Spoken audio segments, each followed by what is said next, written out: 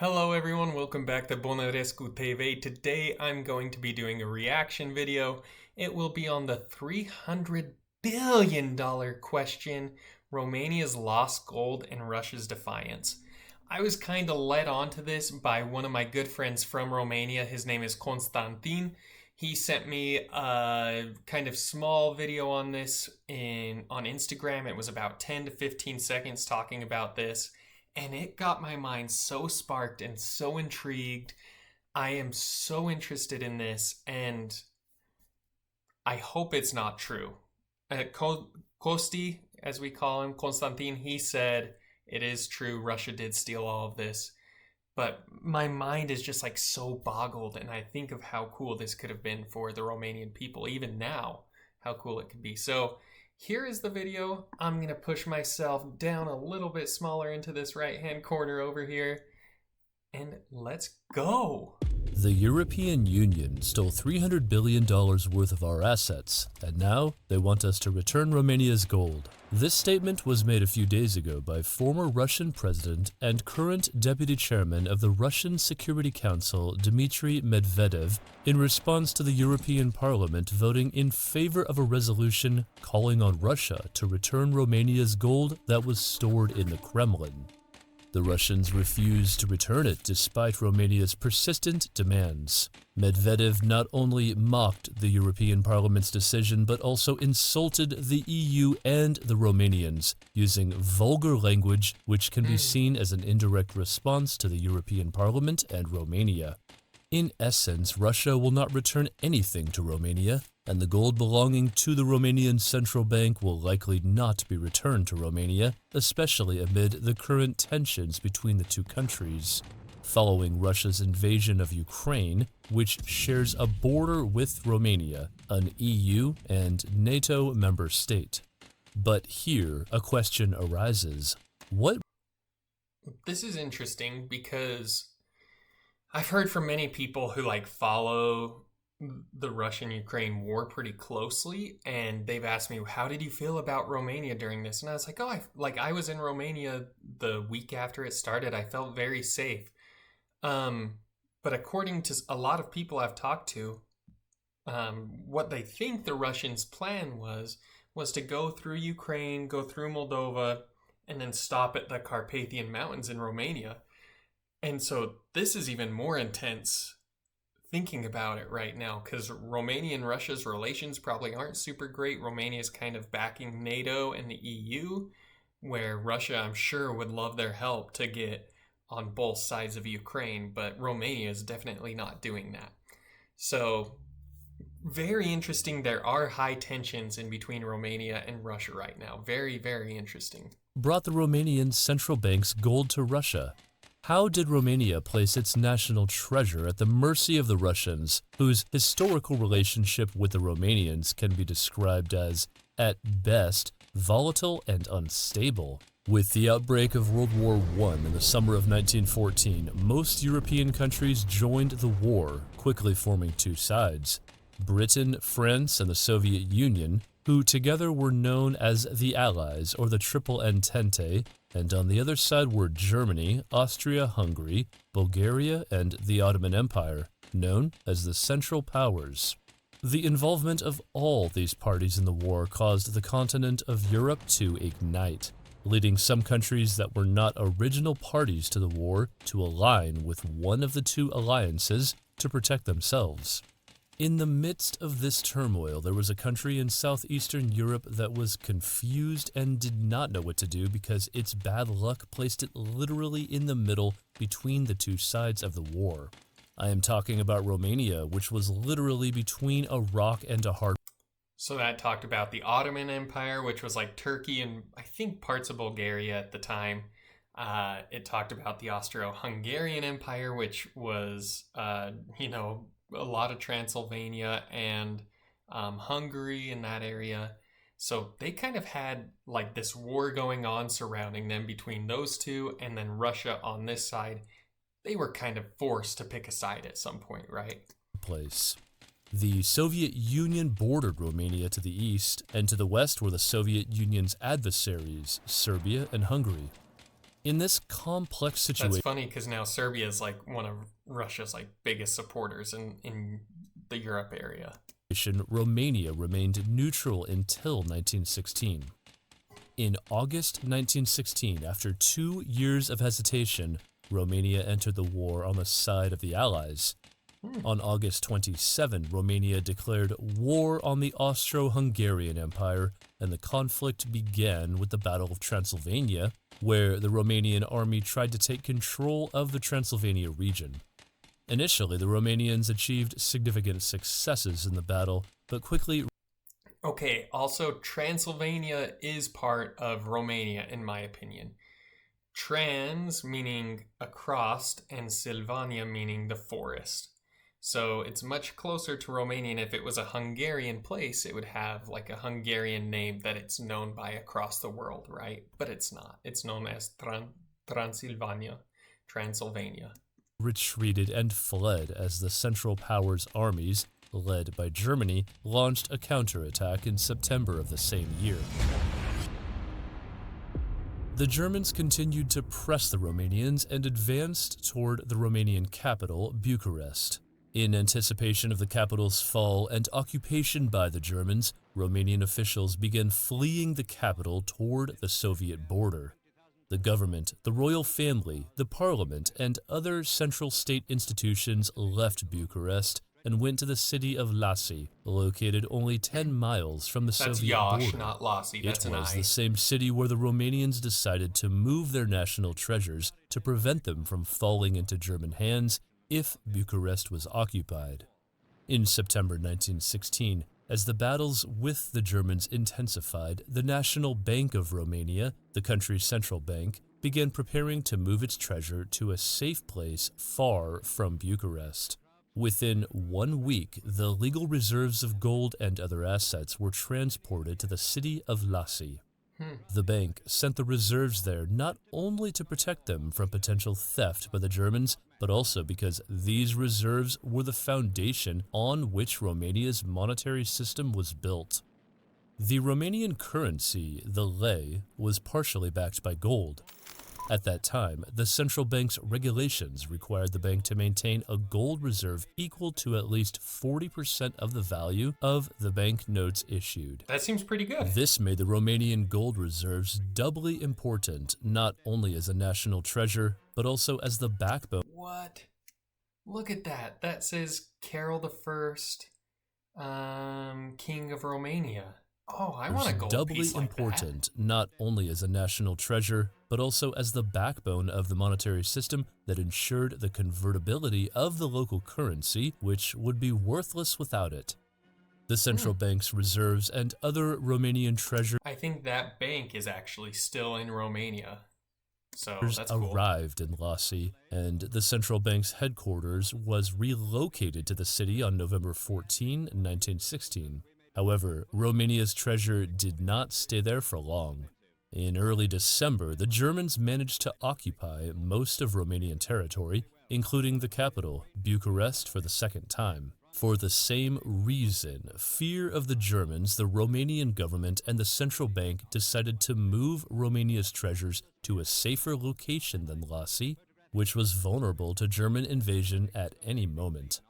The Romanians considered several allied countries to which they could move their treasure, such as Sweden, the United States, and Britain. However, Okay.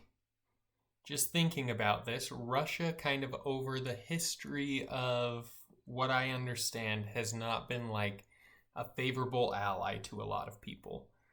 Um, England or the United Kingdom, sometimes the same way, but usually like they'll hold up on their end of the promise if they promise something. The US was still probably a little young, a little far away to send all your gold and stuff. Maybe it felt like a flight risk because the US wasn't like so prominent at that point as it is now. But Sweden, I feel like if you would have sent your gold to Sweden, you would be fine. Like you'd be totally fine and you would get it back and they would hold all of their promises. So this is weird. They're sending it to Russia when they had these three other options. transporting the treasure to any of these countries was very difficult and fraught with risks. because Germany or its allies could easily intercept and seize the shipment.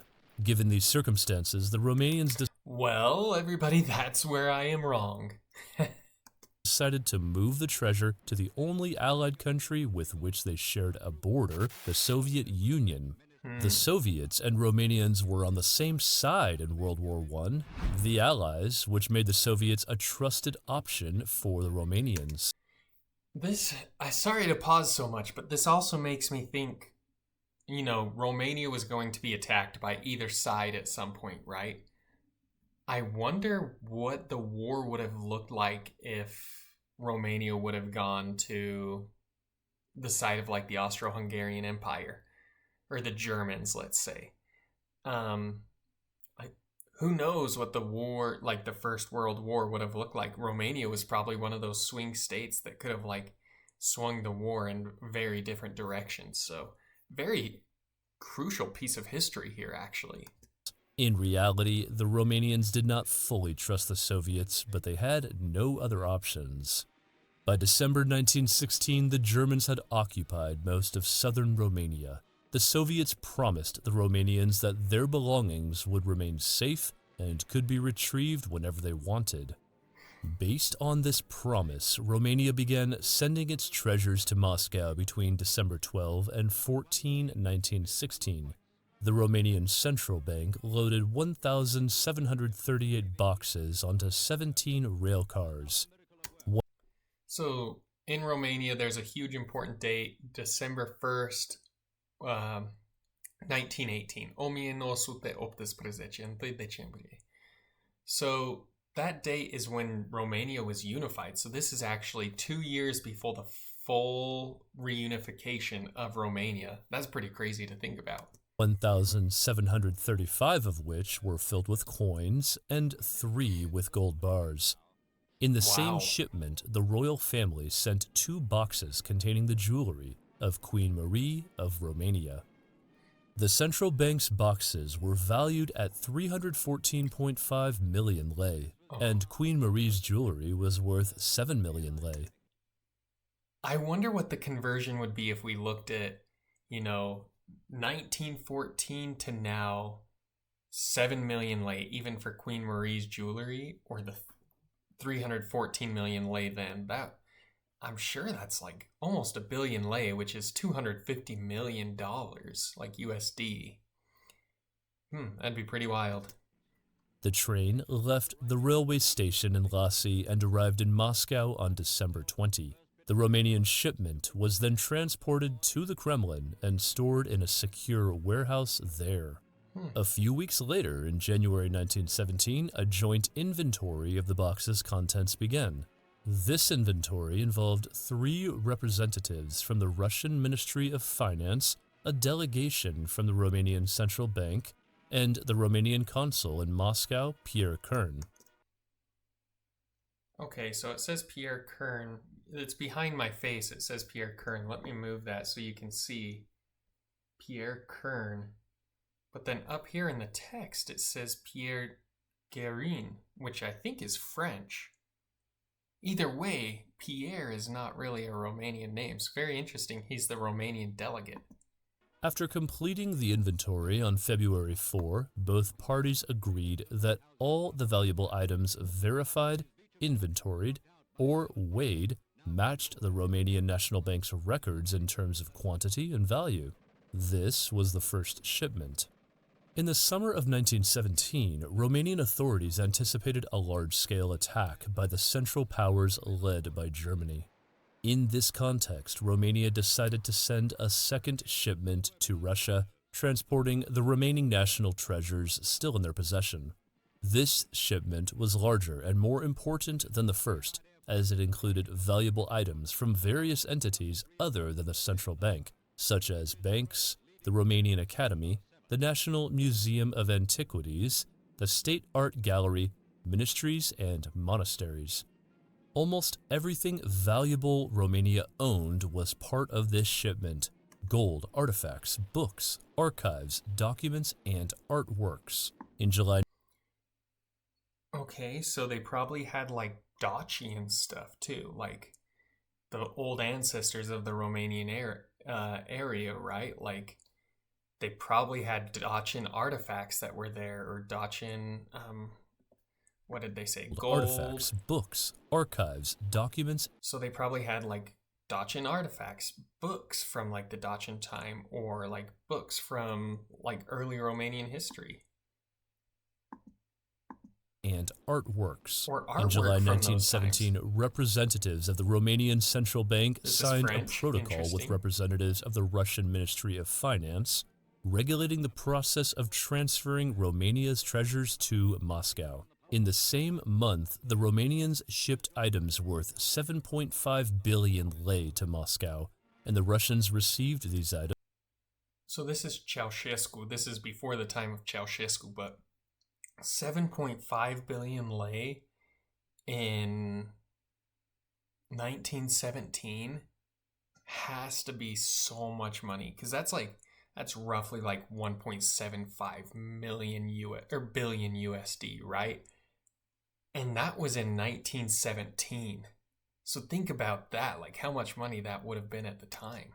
Some of which were priceless, with a promise to return them to the Romanians as soon as they requested. Wow. This included 91.5 tons of pure gold that the Romanian Central Bank had deposited with them.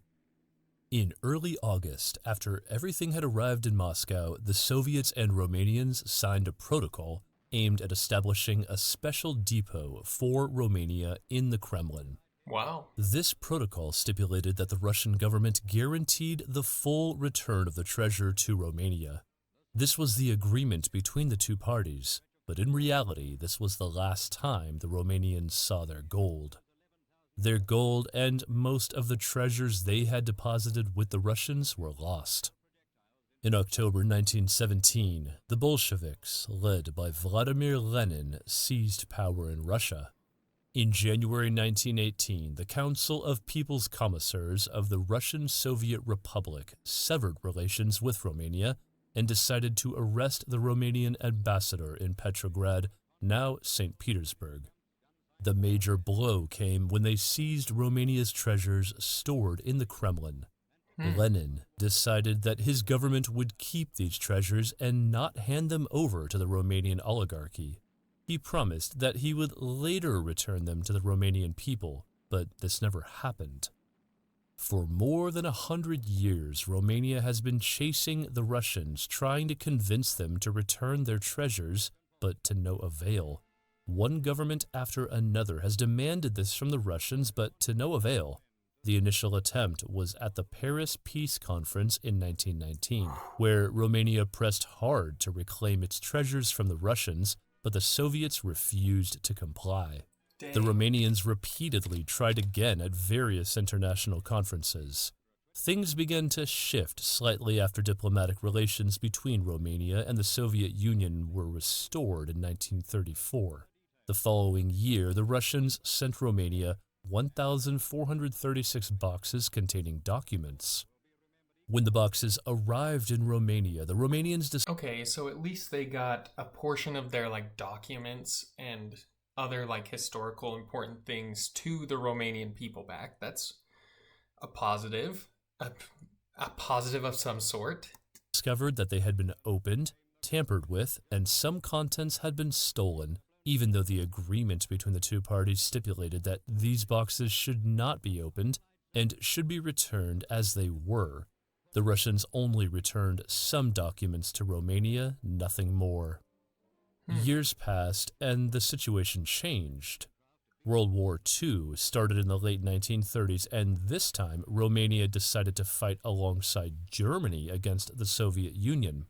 Romania joined the losing side, and it paid the price when the Soviet Union occupied its territories, with Soviet forces remaining there until 1958. 2 years before the Soviets left Romania in 1956, the Soviets decided to return That's really interesting. I remember being in Hawaii and going to Pearl Harbor, which is a huge thing for us here in America. And I do remember seeing something about Romania. This was before I ever went to Romania, so this was like 15 years ago. But it showed Romania starting on the side of Axis and then going to the Allies. So the Romanians switched side at some point, and I thought that was during World War II. So very, very interesting, right? Part of the treasures they had stored in the Kremlin to Romania. And good This thing they got included some of these about treasures back. 39,000 Yeah, these are Dacian pieces, right? Like, especially this little chicken here. These are definitely Dacian pieces for sure that came back. So that's awesome. pieces of archaeological art which were returned to the National Museum of History in Romania, the Institute of Archaeology, and the National Research Office. This was the last thing the Romanians saw of their treasures. They neither saw the That's gold horrible. nor the rest of the items the Russians decided to keep. In 1965, Romania again requested the return of its treasures from the Soviets, but this time the Soviets shocked them by saying that Romania's debts to the Soviet Union exceeded the value of the Romanian gold, and therefore they received nothing in return. However, the Romanians never lost hope, as expressed clearly by Măgur Isarescu, the governor of the Romanian Central Bank, who stated that neither the Romanian Central Bank nor the Romanian government, regardless of their ideological leanings, had given up on attempts to recover the treasure of the National Bank of Romania. However, hope was renewed for the Romanians after the collapse of the Soviet Union in the early 1990s. After this collapse, the Russian Federation emerged in its current form. On July 4, 2003, Russia and Romania signed a joint treaty called the Treaty of Cooperation and Friendly Relations between Romania and the Russian Federation. Holy cow, look at how young Vladimir Putin was. This was 22 years ago, but he looks so young here compared to what he looks like now. During the treaty negotiations, both parties agreed to form a joint committee to address outstanding issues between the two countries, including the matter of the Romanian treasure. This committee was formed in 2004 and has met 5 times since, the last meeting being in 2019. During the meetings, the Russian side acknowledged the validity of the documents provided by the Romanian side as proof of Romania's deposits of its treasures in the Kremlin during World War I, and confirmed that these documents had the status of an international treaty and proved that the Romanians handed over their treasures to the Soviets, including the gold of the Romanian Central Bank. However, this acknowledgement had no real effect on the ground. The Russians are still completely rejecting the idea of returning the gold to Romania, and this idea is no. I almost believe that the Russians took this and have spent all the gold somewhere or used the gold somewhere. That's the only like logical explanation in my mind, besides the fact that it's gold and it's very, very valuable. Them coming to them and being like, yes, it is something that is totally valid, but we can't give it back. Like, that feels so weird, right? Longer up for discussion. In essence, the Russians are telling the Romanians that they have nothing to claim from them. The Russian stance has even become more rigid given the current developments in the Russian-Ukrainian war. Romania not only opposes Russia's invasion of Ukraine, but is also preparing for the possibility of entering a war with Russia at any moment. The relations between the two countries are currently extremely tense, making it impossible for Russia to change its position regarding the gold issue. However, the Romanians do not give up or surrender. Romanian MP in the European Parliament, Eugen Tomac, submitted a resolution to the European Parliament calling on Russia to return the Romanian treasures, including 91.5 tons of gold, to Romania. The European Parliament approved the resolution on March 14, 2024. The resolution passed by the European Parliament is non-binding, but it clearly provoked the Russians so much that former Russian President Dmitry Medvedev attacked it strongly in a speech filled with vulgar language. Medvedev described Romania as not being a country and insulted European leaders, calling the European Parliament's decision audacious. The reason for Medvedev's extreme anger at the decision is that it was issued at the same time that the European Union has frozen hundreds of billions of Russian central bank assets as part of the sanctions imposed on Russia for its invasion of Ukraine. However, beyond Medvedev's unrestrained remarks, the current stance on Romania's gold demands was clearly expressed by Mikhail Shvidkoy, President Vladimir Putin's special envoy for international cultural cooperation. In his comment on the European Parliament's decision, Shvidkoy described Romania's demand for gold as illegitimate and said that the resolution, in his opinion, is merely a meaningless provocation. He then bluntly stated that mutual settlements with Romania have become a thing of the past, which is a polite way for the Russians to tell the Romanians that they have nothing to claim from them. Can Putin change his position at any moment? Can the European Union force Russia to return the gold to Romania? Okay, so this is the end of the video, and I have some thoughts. One thought would be Romania has kind of throughout its history been always at this like crucial point. It's located at this spot in the world where it's going to be very crucial between Russia, between Greece, next to Hungary, across from Turkey. So, like, because of its location touching the Black Sea, I think it will always kind of be this controversial area, which makes Romania a super amazing place because the people are so incredible and have become so resilient and strong. But that's like hard as well, right? Like, there will always be some sort of contention for somebody with Romania. Second, how dumb is Russia? Like, this is so outrageous that they're just holding gold. If they have it, I almost doubt they have it right now. But like holding it and saying like, we actually paid more for the war than you did, so you actually owe us. Now it's just like you're trying to provoke us into being upset. Like, it seems like they're just trying to run a defensive strategy all the time. Like, this is on you, not on us. Like, you are the one that gave it to us, like, which I semi understand, but like, also that's kind of childish. So, my hope is one day Romania can get this gold back and it can help benefit the country and grow the country to be a stronger country. It can help the people of Romania,